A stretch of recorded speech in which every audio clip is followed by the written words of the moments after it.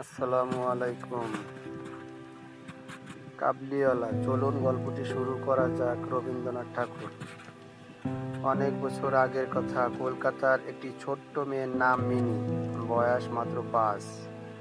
সারাক্ষণ কথা বলতে ভালোবাসে। ওর বাবা লেখক আর মায়ের কাছে সব সময় আদুরে।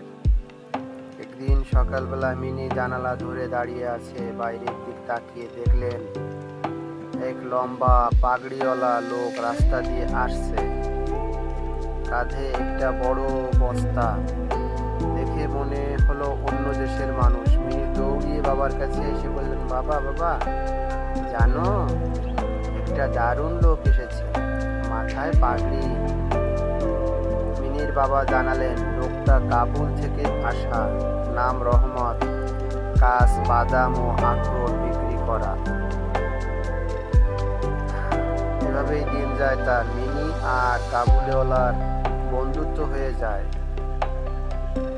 রহমতে মাঝে মাঝে মিনির জন্য শুকনো ফল নিয়ে আসে। তারা গল্প করে। কখনো রহমত বলে কাবুলের কথা। একদিন হঠাৎ এক ঘটনা ঘটে। রহমত এক লোকের সঙ্গে ঝগড়া করে কারাগারে যায়।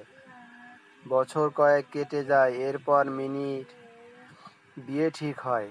সেই দিনই রহমত আসে। মিনি নেই, বড় হয়ে গেছে।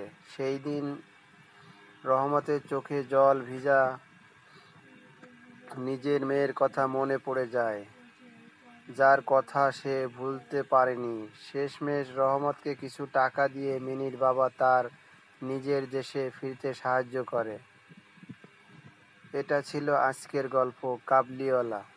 গল্প ভালো লাগলে লাইক দিন, চ্যানেলটি সাবস্ক্রাইব করুন। নতুন গল্প নিয়ে আবার আসবো। ধন্যবাদ।